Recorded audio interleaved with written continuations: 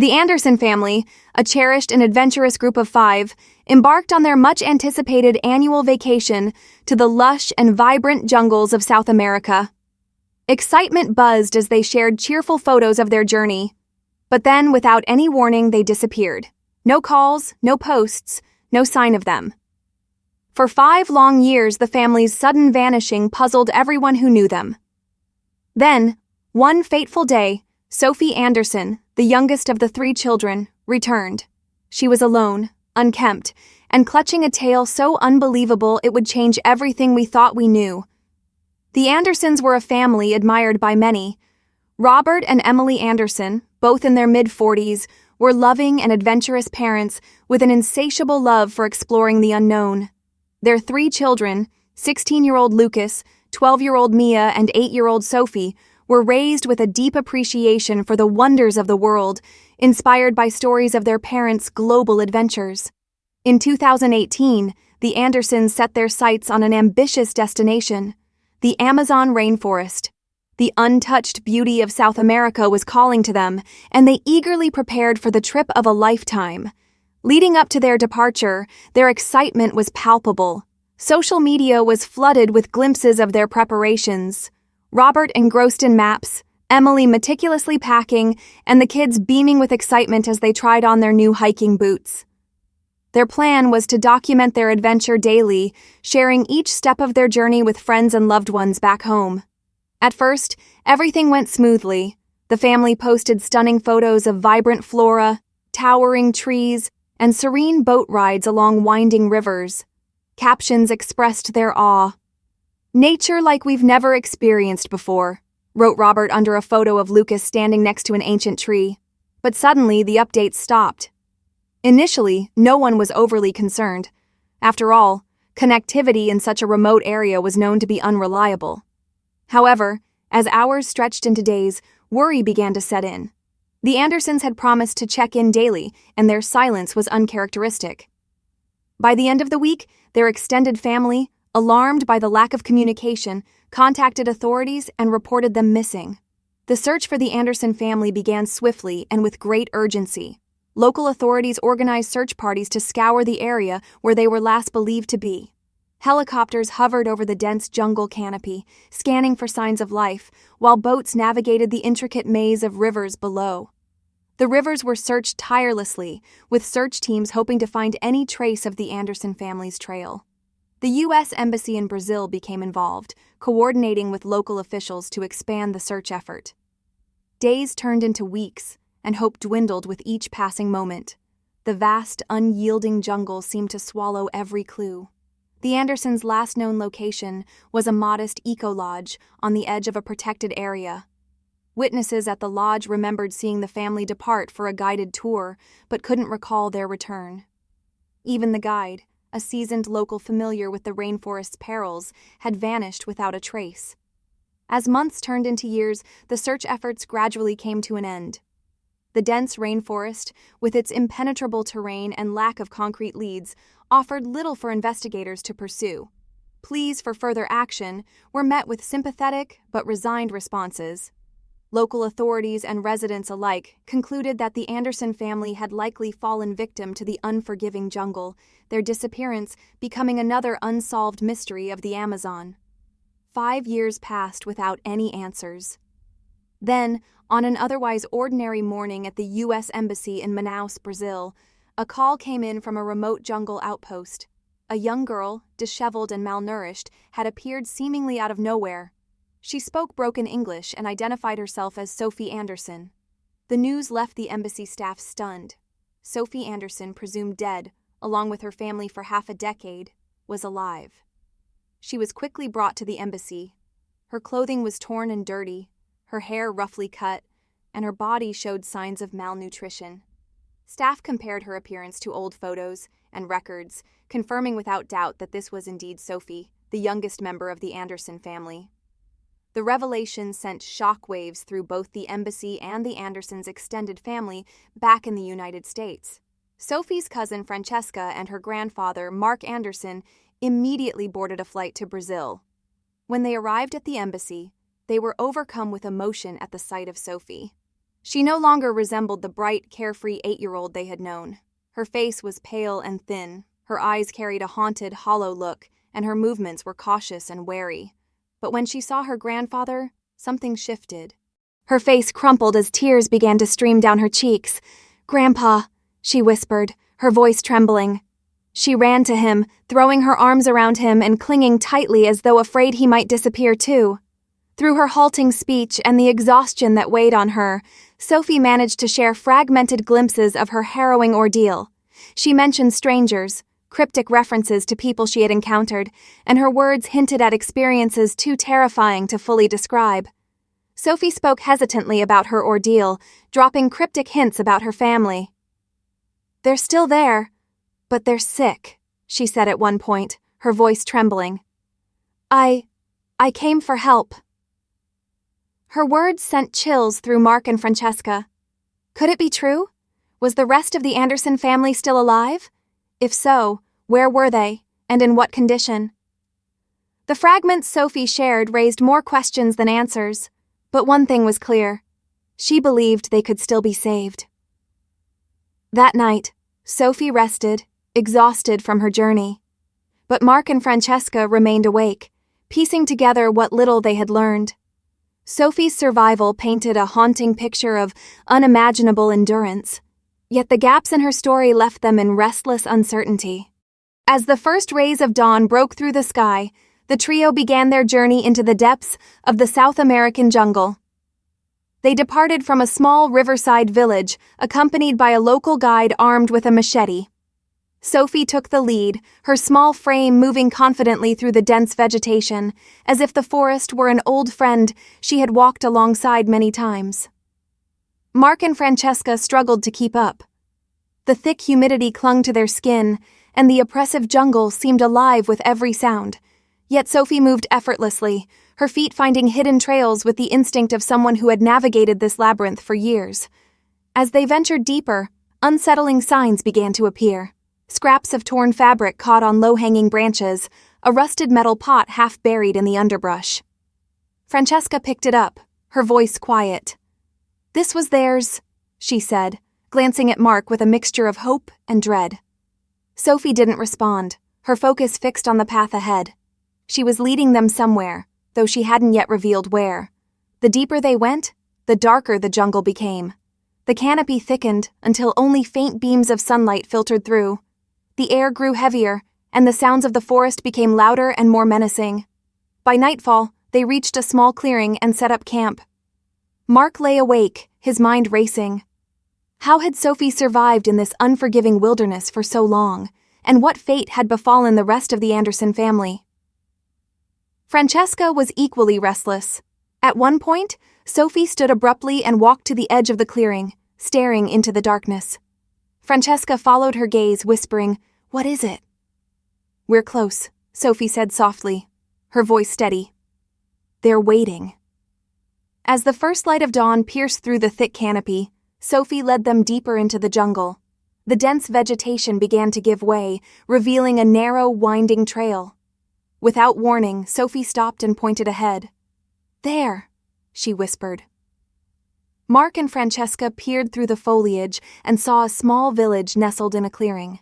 The scene was surreal, a cluster of simple huts made of woven leaves and wood arranged in a circle around a central fire pit. Smoke rose lazily into the sky, and the entire area seemed untouched by modern civilization, frozen in time. As they approached, villagers began to emerge from their huts, their curious eyes fixed on the newcomers. Sophie stepped forward, her posture relaxed but purposeful. She greeted the villagers with familiarity, as though she belonged there. Sophie stepped forward, communicating with the villagers using gestures and words in a dialect unfamiliar to Mark and Francesca. Her ease with the people stunned them. She spoke and moved as though she had been a part of their community for years. Then, they saw them, the rest of the Anderson family. For a moment, time seemed to freeze. Robert and Emily were seated outside one of the small huts. They were barely recognizable, their bodies thin and frail, their skin weathered and aged beyond their years. Lucas and Mia stood nearby, their appearances just as fragile, their movements slow and weak. Tears welled up in Mark's eyes. "Emily," "Robert," he called out, his voice shaking. Robert looked up, his eyes widening in disbelief. "Mark?" he croaked, his voice raspy. Francesca ran to Mia and Lucas, pulling them into a tight embrace. The reunion was bittersweet. Joy at being reunited mingled with the stark reality of their condition. Sophie stood a short distance away, watching silently as her family reconnected, her expression unreadable. As the initial wave of emotion subsided, Mark and Francesca began to take in their surroundings. The village was small, isolated, and self-sustaining. The villagers relied on their ingenuity to survive. They tended small vegetable plots, fished in nearby streams, and foraged for medicinal plants from the jungle. Sophie, speaking in halting English, explained that the villagers had found her family years ago, lost and on the brink of death. They had taken them in, cared for them, and nursed them back to health. "They saved us," Robert said, his voice filled with gratitude. "We wouldn't have made it without them." But it was clear that the family's health had deteriorated over time. Mark noticed Robert struggling to breathe and Emily coughing persistently. Lucas and Mia looked pale and lethargic. Even the villagers showed signs of sickness, sunken eyes, labored movements, and skin rashes. "What's happening here?" Francesca asked, her voice filled with concern. Sophie explained that a mysterious illness had swept through the village several months ago. It had affected everyone, including the Anderson family. The villagers had done their best to combat the sickness with traditional remedies, but their isolation had left them without access to modern medicine. "That's why I left," Sophie said softly, her voice trembling. I had to find help." Mark's heart sank as the gravity of the situation became clear. Without immediate medical intervention, the family's survival, and that of the villagers, was in serious jeopardy. But the village's remote location posed an enormous challenge. He and Francesca spoke with the Andersons and the village elders to discuss options. However, the elders were wary of outsiders. "They're afraid," Emily said quietly. "This community has been hidden from the world for generations. They don't trust anyone beyond the jungle." The discussion stretched late into the night, with Sophie bridging the gap between the villagers and her family. Her fluency in the tribe's language and her intimate understanding of their customs seemed to dissolve barriers, slowly earning the trust of the elders.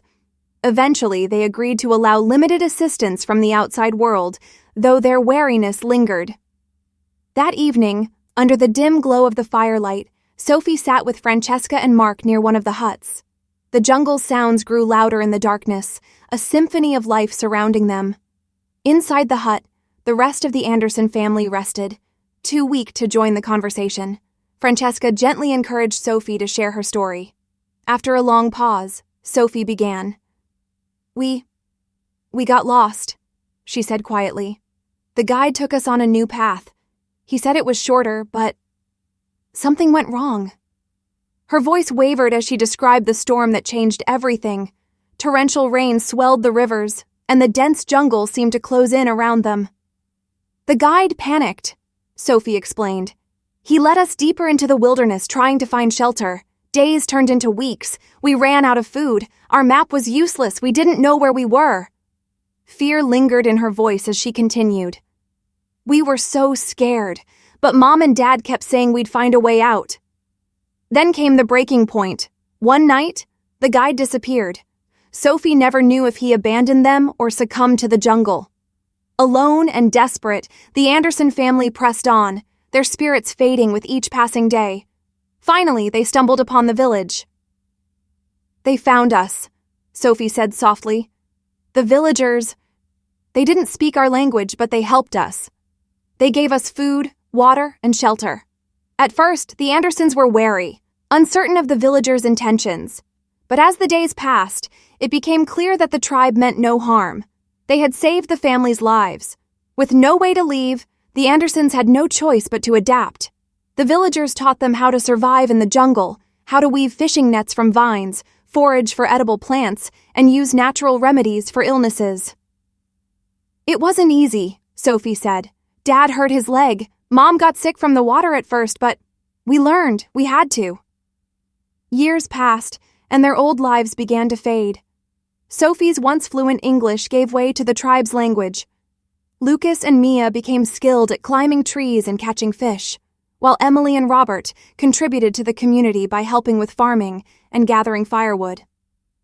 Though they never stopped longing for home, the Andersons slowly grew to accept their new life in the jungle.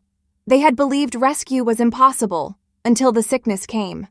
Sophie described how the illness swept mercilessly through the village. Fevers, coughing, and relentless fatigue struck even the strongest members of the community. The Anderson family wasn't spared. Emily grew weaker with each passing day. Lucas and Mia could barely stand, and Robert's breathing became shallow and labored. "I couldn't just stand by and watch them get worse," Sophie said, her voice trembling. "I knew I had to do something." Despite the villagers' protests, Sophie made the difficult decision to leave in search of help.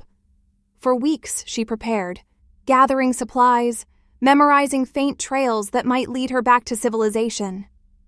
"I didn't know if I'd make it," she admitted, but staying and doing nothing wasn't an option.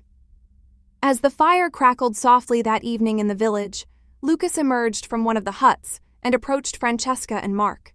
He glanced at Sophie, who gave him a small, encouraging nod. Taking a deep breath, he began to speak in a low, hesitant voice. "There's something Sophie didn't tell you," Lucas said, his tone serious. "The illness, it's not natural. It's caused by something in the water." Francesca and Mark exchanged startled glances as Lucas continued, his words heavy with unease.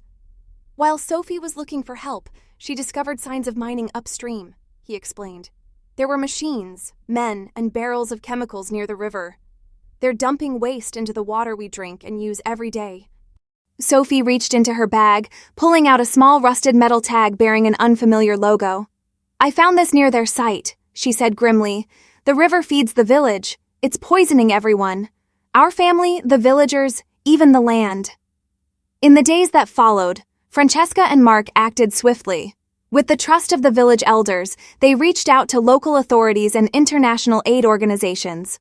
Within days, helicopters arrived carrying medical teams equipped with vaccines, clean water supplies, and medicines to treat the illnesses plaguing the village.